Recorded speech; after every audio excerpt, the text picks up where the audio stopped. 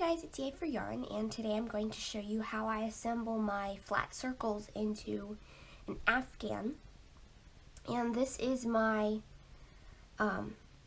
layout that I am using. I'm making kind of a hexagon flower quilt inspired afghan, except my pieces are actually circles instead of hexagons.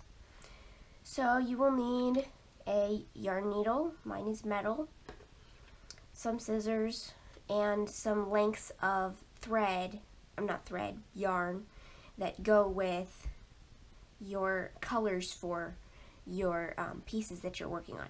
Now I am currently using this color of yarn to sew the same color of circles together. But the way I like to do it is I like to start with the white here, so as you can see this white is not attached because it's been waiting for this flower. And what we're doing is kind of a mattress stitch. If you know mattress stitch, then you know what I'm talking about, except with this we are catching loops from the edges of our circles. So I have two circles, and you want to make sure that they're flat, because if they're not flat and they're, twisted or something, then they're going to bubble one way or the other when you finish sewing them together. So to start off, I'm going to pick up the first edge column of loops. As you can see here, the knit stitches go this way. You're only picking up half of a knit stitch, one strand or the other, but not both. And I'm actually doing it up right on the edge. So since this is a horizontal row, the two sides, when you're going in a horizontal row, the two sides of your flat circle, you need to stitch 8 strands on each horizontal side. And now these sides and these sides, you only pick up 7.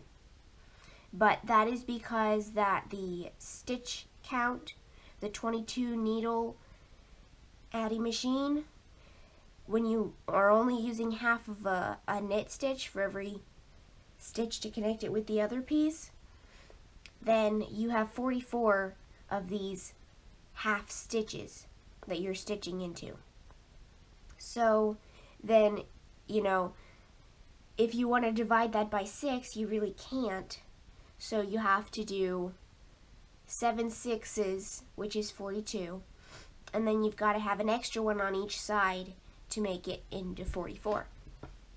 So I'm going to turn this sideways,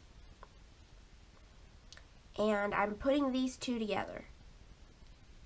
And I'm going to pick up the first unused strand, half of a knit stitch of the one, and the first unused half of a knit stitch on the other side. And I'm going to do this 7 times until I have picked up, 8 times, until I've picked up 8 strands from each side. Now, count them before you pull it through. When you pull it through, leave about a 2-inch or 2.5, 3-inch tail. And then you're going to want to stretch that seam so that it lies flat. Because if you don't, then it's really puffy and bubbly. So now, if you lay this out flat, you can see that the next piece that's attached to the next edge of this, or let's do actually this one, the next edge, the next free edge of this circle is going to be joined with this blue here. So I'm going to take this again, rotate it so that it's easiest for me to stitch in this direction because I'm right-handed. So if you can see, the last thread or yarn strand that we picked up was from this circle. So we want to kind of zigzag across. And so the next strand is going to come from this circle, and then we're going to pick one up on the blue, white, blue, white, blue. So now that I've kind of zigzagged my way across these 7 stitches, I have 7 strands from this side and 7 strands from this side. And as you can see, this one is fitting into the valley here between these two that are going across a horizontal row. So this right here that we just did has 8 strands on each side. This one only has 7 because we only put 8 on the horizontal row where it's connecting to the next one in the horizontal row. So now that I have finished the one part of that V, I'm going to pull through and stretch it. Every time you got to stretch it out so that it's not puckery or, you know, too puffy. Now the next one is going to be connecting this with the one next to it as far as this one. This is not the next one in the horizontal row, but it's next to the the remaining edge of the circle that I'm working on. So I'm going to rotate this again, make it go upside down, and we're still going to be doing 7 strands because this is the one that goes across the horizontal row. So these are just fitting into the valleys here. So we're going to only use 7 strands of this circle. 1, 2, 3, 4, 5, 6, 7. That 7th one I'm going to pick up with my needle. Except I need to start with this circle because the last stitch went through a blue strand. So I got to make sure this is flat. Pick up a white strand. 2, 4, 6, 7. That's my 7th strand. White strand, and then the other white strand. And I'm going to keep doing that all the way across until we get to this little spot right here. So now I've worked 7 zigzags, sort of. So I'm going to pull that and stretch it. And I'm going to make sure all of my seams are stretched so that they lie flat. And then you can see right here we have a gap, a hole, because there are no more strands to pick up there. So what I'm going to do is I'm going to take this strand and this strand. These are the 2 edge strands that are attached to this purple circle. This purple is joining this and this on these edges right here. So I'm going to take the last white strand on each side. Now, if you can see in the direction that I inserted my needle, this last strand is coming from this circle. So if I go to wrap my yarn around the needle, it's not going to actually close up the hole. So what I need to do is take my needle going the other direction, away from the strand that I last picked up, and then I'm going to bring my yarn over and wrap the needle this way, and that way it closes up that gap there.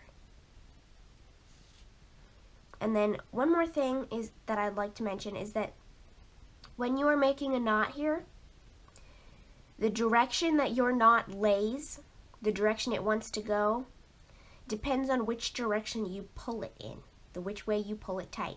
So if I were to pull it in this direction, then the knot would want to lay in this direction. If I pull it in this direction, it would want to lay in this direction. If I want to pull it this way, it would lay that way. But I don't want it to lay this way because when you make a knot that way, you have to weave it into the purple. And then when you do that, it shows through. So I'm going to want to make my knot go either in this direction or in this direction to make sure that it goes into a white circle. So I've pulled mine this way, and then I'm going to, since this is 2 layers thick, I'm going to take my needle and insert it in between the 2 layers so that it's kind of in the middle of the sandwich, and pull it out somewhere else, and take my little scissors and trim that off. Now for this other piece, this other tail over here, I'm going to do the same thing. Since this side has the last strand picked up from it, then I want to be wrapping the yarn around the needle this way. So the tip of my needle needs to be over here. So that means I'm going to stick it in over here first, and the last white strand of this seam and the first white strand of this seam. Then I'm going to take this tail right here, make sure it's stretched out on the seam, wrap it around my needle, and thread it through the eye of my yarn needle. Now this time I'm going to pull it going this way. And then I can take my needle and slip that tail in between the two layers.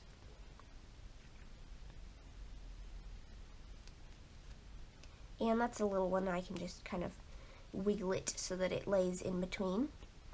And that is how I have decided to sew my pieces together as far as the method of stitching them, because if you do a regular, like a whip stitch or some other kind of stitch, then you're going to really see your yarn. And if you see your yarn, that's not the end of the world, but if you're joining, you know, this to a color and then back to the white, then you'd have to change color yarn every single little seam, and that would be way too much work. So I'm just doing it this way, and as you can see my layout here, I have 2 blues, the purple in the middle, 2 blues over here, and if I can find my other one, got lost, there it is, then it will go right there. So what I'll probably do is take a piece of white and stitch around this one, just like we did right here. And then, I don't know, I'll probably take one, stitch around this way, and join it to this other white here, and then maybe take this piece with blue and stitch around it this way and join this one, this one, this one, to this one, and this one. And if I were to do this right here, it would already be joined here. So imagine that this is joined like that. It's already attached there. And these two are already attached together. So I would start my blue strand right here in this little corner, run it across this seam, up this way, which is a horizontal row, so there's 8 strands there, up this way, and kind of down the mountain the other way, and then down this horizontal seam here, which has also 8 strands instead of 7, and then I would tie it off in this little triangular hole right here. And you can kind of do it in whatever order you want to, but this is kind of the way that I like to do it. And I will put a picture of the whole thing when it's finished at the end of the video, so you can see how I laid mine out. And mine is going to have, it already has at the bottom edge, but at the top edge it's going to need some half flowers, which is like that, where that would be the edge right there, and the half flower goes on the edge. And then I'll also have some that are going to go like this for the side edges, except you really won't be able to envision that the way I have it right now, because for the side edges you don't actually have this other section over here, because it keeps going, it goes up and down and up and down and up and down, and you don't actually have a like this would be your horizontal row, whereas right now my horizontal row goes this way. Alright, so here is my half flower that I'm working on for the edge. This is going to be the top edge of my blanket, and you can see the configuration here.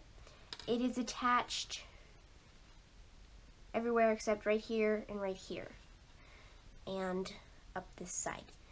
So there is also the side edge is going to come a little further over. There's going to be a white circle here and then another white circle right here. So I wanted to show you how I sew across one of these openings. Now right here I've stitched this seam, And the last strand of yarn I picked up was this, the reddish, purplish, burgundy color.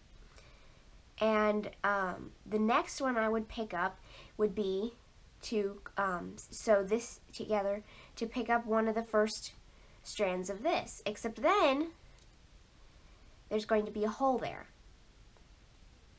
and I don't want a hole there. So what I'm going to do is pick up a strand of this last strand of purple from this seam, and the last strand of the red from that same seam, and then that's going to close the gap by stitching through those. So then when I go to zigzag across these two pieces, then I'm going to start with this one, because I ended, for this last seam I just did with this strand, I ended on a piece of this circle. So I'm going to start with this circle and pick them up off the edges of my pieces, zigzag across and join them together. And this one, this is my horizontal row here. So all the seams going this way have 8 strands, and this one's going to have 7. Now, you pull that through, and once you pull it, even after you stretch out the seams, there's not a gap or a hole there. Now, one more thing I wanted to show you is right here, I have this tail that I need to make a knot on the end. And on the other ones, we did, you know, we made the knots with the strands that were connected to the circle that would be right here, but there isn't any right there. So what I'm going to do is insert my needle into the last 2 strands that I picked up for this seam. There's one on the red side and one on the purple side. And I've got my needle going through both of them. I'm going to wrap the yarn around the needle tip and thread it through the eye of my needle, and then I'm going to pull that tight. And when you pull a knot tight, you pull it in the direction of the same color circle. So I'm going to pull it in the direction of my red, and then I can do the same again and weave that tail into the 2 layers, in between the 2 layers of my circle.